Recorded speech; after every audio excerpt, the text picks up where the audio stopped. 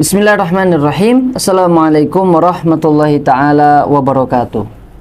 Pemirsa channel YouTube MZT Malang Raya, dimanapun Anda berada, alhamdulillah kita kembali bersama mengkaji dalam video-video yang ada di channel YouTube MZT Malang Raya. Kembali bersama kami tentunya pada playlist kisah sahabat baginda Nabi Muhammad Sallallahu Alaihi Wasallam, di mana sudah beberapa sahabat yang sudah bisa kita ambil hikmah pelajaran dari beliau-beliau yang hidup langsung berdampingan, mendapatkan arahan juga contoh langsung dari baginda Nabi Muhammad Sallallahu Alaihi Wasallam yang mereka serap.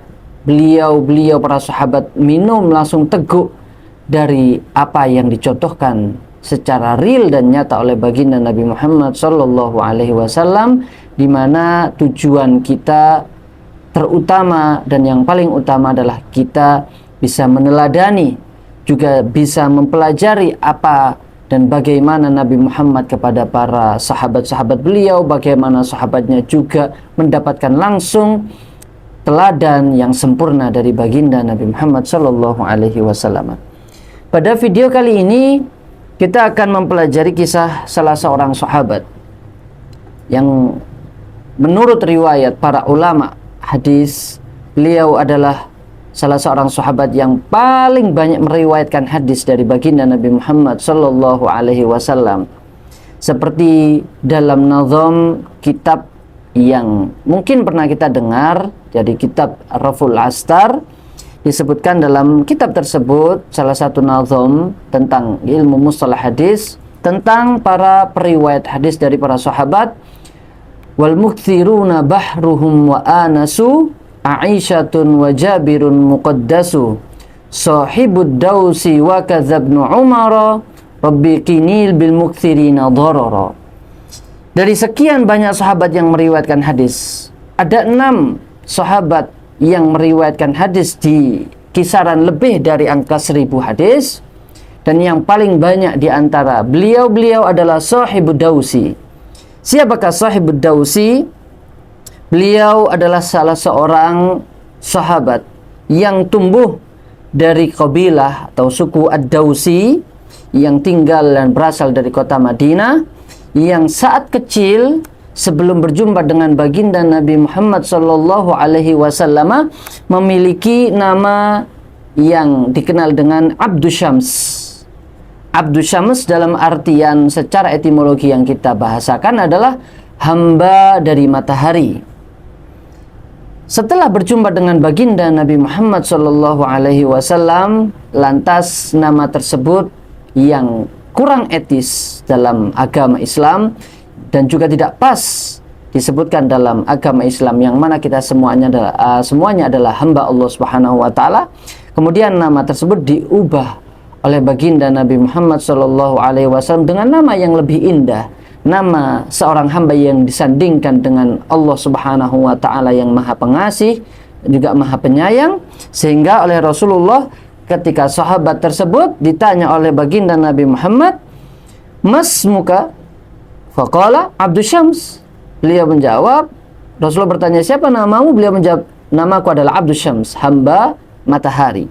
Kemudian baginda Nabi Muhammad Sallallahu Alaihi Wasallam, "Bal Abdurrahman." Tapi namamu sejak sekarang adalah Abdurrahman. Sahabat tersebut menjawab, "Na'am, Abdurrahman bi abi anta wa ummi ya Rasulullah Sallallahu Alaihi Wasallam." Nggih, baik Rasulullah, sejak saat ini bi abi wa ummi, demi ayah dan ibuku, tidak ada nama yang lebih indah dan tidak ada satupun orang yang boleh memanggilku dengan nama sebelumnya, tetapi namaku sejak sekarang adalah Abdurrahman. Abdurrahman bin Sakhr. Jikalau kita kembali ke beberapa kitab tarikh, juga kitab-kitab terjemah. Kitab terjemah ini adalah kitab sejarah biografi para ulama dan sahabat. Kita akan menemukan nama yang paling utama dari sekian banyak nama yang diriwayatkan tentang khilaf nama beliau, tetapi nama yang paling mu'tamad adalah Abdurrahman bin Sakhr Ad-Dausi. Kemudian sehingga beliau lebih terkenal. Mungkin jikalau kita sebutkan nama Abdurrahman bin Sakhr, kita kurang familiar di telinga kita. Tapi ketika kita menyebutkan nama yang satu ini, beliau adalah sahabat Abu Hurairah radhiyallahu anhu ardhah, maka hampir seluruh umat Islam akan mengenal siapa Abu Hurairah dan tahu bagaimana kedudukan Sayyidina Abu Hurairah radhiyallahu anhu ardhah di sisi baginda Nabi Muhammad sallallahu alaihi wasallam. Ya, beliau Sayyidina Abu Hurairah memiliki nama asli dengan nama beliau Abdus Syams sebelum diubah oleh Rasulullah. Setelah berjumpa dengan manusia yang paling mulia, baginda Nabi Muhammad, lantas nama beliau diubah menjadi Abdurrahman. Ayahnya bernama Sakhr dari kabilah suku Ad-Dausi, suku asli dari kota Madinah. Dan adapun Abu Hurairah memiliki arti yaitu adalah bapaknya atau bapak dari kucing. Banyak riwayat juga yang mengatakan kenapa beliau Abu Hurairah ini mendapatkan kunyah atau julukan bapak kucing, bapaknya kucing, ayahnya kucing. Pendapat yang muktamad adalah mungkin kita sering mendengar bahwasanya sahabat Abu Hurairah itu ketika masa hidupnya sering berdampingan dan selalu diikuti dan bahkan memelihara banyak kucing. Bahkan ada riwayat mengatakan juga di dalam beliau ini lengan, karena lengan baju orang-orang Arab terdahulu itu lengan bajunya ini agak lebar, jadi sehingga bisa diletakkan kucing di dalamnya ataupun anak-anak kucing. Tapi menurut pendapat yang muktamad dalam Kutubut Tarajim, bahwasanya tatkala beliau kecil, beliau ini selalu bermain dengan seekor kucing. Jadi tatkala beliau kecil selalu bermain dengan kucing, sehingga sejak beliau kecil, beliau oleh orang-orang sekitarnya mendapatkan julukan Abu Hurairah. Sehingga tatkala dewasa dan ketika berjumpa dengan Rasulullah tidak merubah panggilan tersebut, karena itu adalah sebuah pengingat ataupun sebuah memori yang mengingatkan kepada masa kanak-kanak, tahabbuban lahu. Jikalau kita membahasakannya, tahabbuban adalah untuk memorable, mengingatkan kita kepada masa lalu, sehingga membuat kasih sayang yang lebih, seakan-akan kita bersama seorang yang kita cintai sejak masa kecilnya. Sehingga Rasulullah pun memanggil beliau ya Abahir, kebanyakan ya Abahir. Abahir dalam bentuk muzakkar.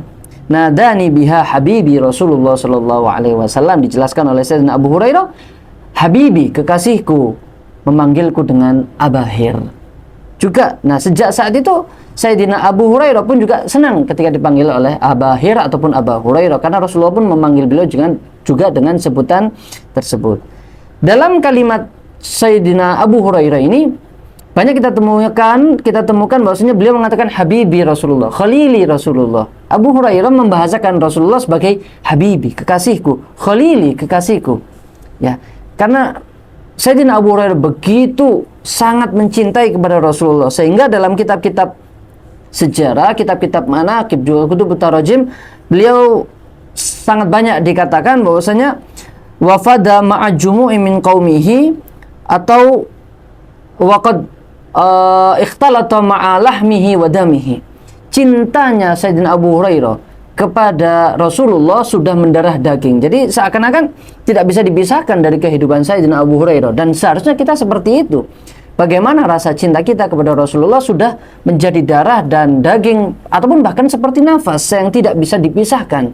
Seperti halnya manusia tidak bisa bernafas, tidak bisa hidup dengan tidak bernafas, begitu juga seharusnya kita tidak bisa hidup, akan kehilangan arah. Bagaimana kita akan menjalani kehidupan kita jikalau kita tidak tertanamkan dalam diri kita rasa cinta kepada Rasulullah sallallahu alaihi wasallam. Sayyidina Abu Hurairah masuk Islam memang betul tidak langsung mengucapkan syahadat di hadapan Rasulullah. Sayyidina Abu Hurairah masuk Islam di hadapan sahabat At-Tufail bin Amr Ad-Dausi, yaitu salah satu pembesar kaum dari suku Dausi yang setelah berangkat kepada Rasulullah, berbaiat dengan Rasulullah, beliau kembali ke sukunya, kemudian menyebarkan berdakwah, menyebarkan Islam ke tengah-tengah kaumnya, dan disitulah Abu Hurairah lantas menerima Islam dan mengikrarkan syahadat, kedua kalimat syahadat di hadapan Tufail bin Amr Ad-Dausi. Namun sejak Abu Hurairah masuk Islam, kemudian beliau ingin lebih dekat dengan Rasulullah, sehingga beliau, Abu Hurairah, menjadikan Rasulullah sebagai panutan, idola, kekasih. Dan Abu Hurairah tidak hidup dan tidak menikah selama Rasulullah masih hidup. Jadi ketika Rasulullah masih hidup, Abu Hurairah belum berkeluarga. Tapi Abu Hurairah memiliki satu kerabat, satu famili yang hanya seorang saja, yaitu adalah ibunya. Di mana ibu Abu Hurairah saat itu, sejak Abu Hurairah masuk Islam. Sejak Abu Hurairah masuk Islam, jikalau kita kaji, kita lihat dalam sejarah, bisittin ila ma ba'dal hijrah bisitti sinin. 6 tahun setelah Rasulullah hijrah. 6 tahun setelah Rasulullah hijrah, sejak saat Abu Hurairah masuk Islam, ibu dari Abu Hurairah ini tidak mau masuk Islam. Masih kekeh, masih berpegang teguh dengan ajaran nenek moyangnya.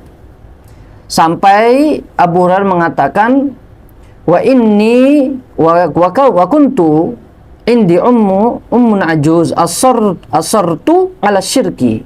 Asarat ala syirki, ibunya tidak mau masuk Islam dan terus kekeh dalam kemusyrikannya. Fakana Abu Hurairah la yafta'u yad'uha ilal Islam isfaqan 'alaiha wa birran biha.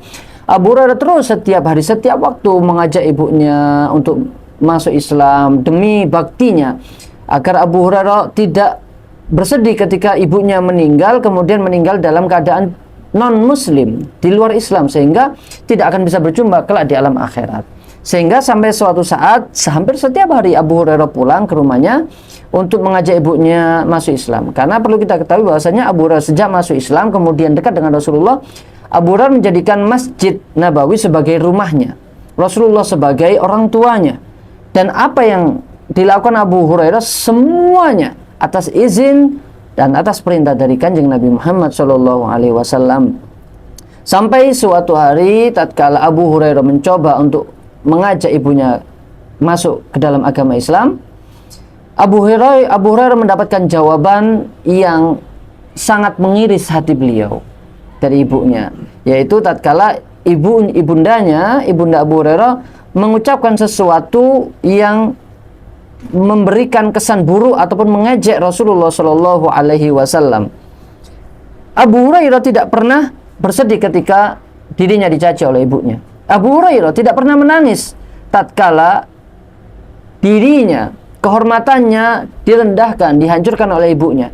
Tapi tatkala ibunya mengucapkan sesuatu yang menghinakan Rasulullah, mencaci Rasulullah, membuat cacian kepada Rasulullah, lantas Abu Hurairah pun bersedih. Tapi Abu Hurairah tidak membalasnya, tidak berkata kasar kepada ibunya. Abu Hurairah melihat ibunya yang saat itu dalam keadaan musyrik mengucapkan cacian, kalimat yang tidak mengenakkan kepada Rasulullah. Abu Hurairah pun kembali kepada Rasulullah dengan menangis. Baginda Nabi Muhammad melihat hal tersebut bertanya, "Mayubkika ya Abu Hurairah? Kenapa engkau menangis, Abu Hurairah?" Faqala inni kuntu la afturu an da'wati ummi ilal Islam. Fata'ba alayya ya Rasulullah. Setiap hari, setiap waktu aku mengajak ibuku untuk masuk ke dalam Islam. Setiap hari, setiap waktu, aku tidak akan pernah lelah. Fata'ba alayya, tetapi beliau, ibuku, menolakku, selalu menolakku. Dan hari ini, waqad da'autuhal yaum, dan tadi aku mengajak ibuku masuk Islam. Fa asma'atni fika ma akrah. Kemudian beliau mengucapkan sesuatu kalimat, sebuah kata yang tidak mengenakan tentang dirimu, wahai Kanjeng Nabi Muhammad. Wahai Rasulullah, fad'ullah jalla wa azza an yumila qalba ummi Abu Hurairah. Ya Rasulullah, tolong doakan ibuku agar beliau berkenan untuk masuk Islam. Fada'alahan Nabi sallallahu alaihi wasallam. Sehingga Abu Hurairah pun mendoakan Rasulullah mendoakan ibu Abu Hurairah agar masuk Islam. Qala Abu Hurairah, dan Abu Hurairah pun bercerita, setelah Rasulullah pun mendoakan, aku kembali kepada ibuku. Ketika aku kembali ke rumah, aku melihat pintu rumah sudah terbuka, tidak seperti biasanya. Wa sami'tu khadatal ma', dan aku mendengar suara percikan air. Ketika aku mau masuk, hendak masuk, kemudian ibuku dari dalam berkata, "Makanak ya Abu Hurairah." Tetap di tempatmu wahai Abu Hurairah, jangan masuk dulu.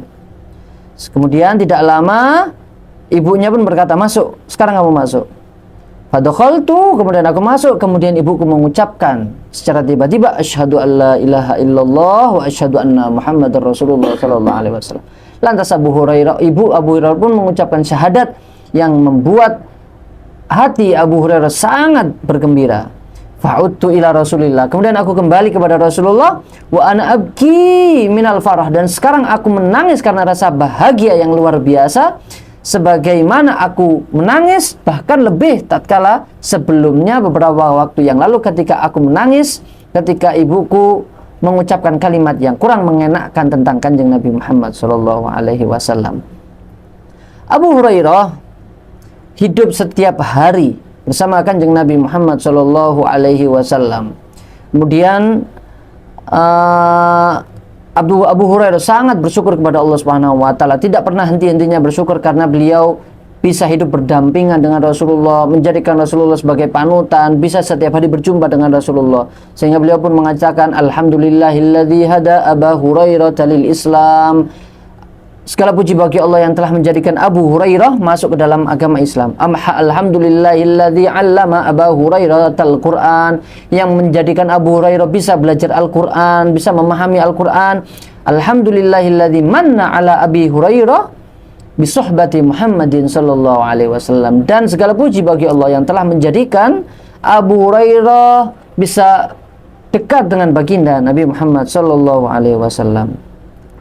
Sebagaimana Abu Hurairah menjadikan Rasulullah panutannya, Abu Hurairah pun juga menjadikan ilmu selalu menjadikan pedoman hidupnya sejak saat bersama Rasulullah hingga Rasulullah pun sudah diundang oleh Allah Subhanahu wa taala. Sampai suatu saat Zaid bin Thabit mengisahkan tentang riwayat Abu Hurairah. Kenapa Abu Hurairah bisa sebanyak itu meriwayatkan hadis? Kenapa Abu Hurairah juga bisa menjadi ulamanya para sahabat saat itu? Sayyidina Zaid bin Thabit meriwayatkan, beliau menceritakan bahwasanya suatu hari Zaid bin Thabit juga beberapa sahabat, ada 3 orang. Zaid bin Thabit yang pertama, kemudian ada salah seorang sahabat yang lain, tidak disebutkan dalam riwayat tersebut siapa. Kemudian yang ketiga adalah Abu Hurairah. Mereka ada di dalam masjid, berdoa, berzikir, bermunajat kepada Allah Subhanahu wa taala. Sampai di tengah-tengah kami duduk, Rasulullah datang. Idz aqbala alaina Rasulullah sallallahu alaihi wasallam. Kemudian Rasulullah duduk, kami pun semua terdiam. Kemudian Rasulullah udu ila ma kuntum fihi, bersabda, lanjutkan apa yang kalian sedang kerjakan. Sehingga kami pun kembali berzikir, kami pun kembali bermunajat. Kemudian kata Zaid bin Thabit, aku dan satunya ini sahabat yang lain berdoa di hadapan Rasulullah, dan Rasulullah pun mengaminkan doa kami. Kata Zaid bin Thabit, wa ja'ala Rasulullah yu'minu ala du'aina. Tsumma da'a Abu Hurairah. Tapi setelah 2 orang sahabat ini berdoa, Abu Hurairah setelahnya juga berdoa. Doa dari Abu Hurairah, Allahumma inni as'aluka ma sa'alaka sahibai. Ya Allah, aku berdoa meminta atas apa yang dimintakan oleh kedua sahabatku. Dan Abu Hurairah menambahkan doanya, wa as'aluka ilman la yunsa. Ya Allah, aku memohon, aku meminta ilmu yang tidak akan lupa. Faqala alaihi salatu wassalam, kemudian Nabi Muhammad menjawab amin. Diaminkan doa Abu Hurairah oleh Rasulullah sallallahu alaihi wasallam.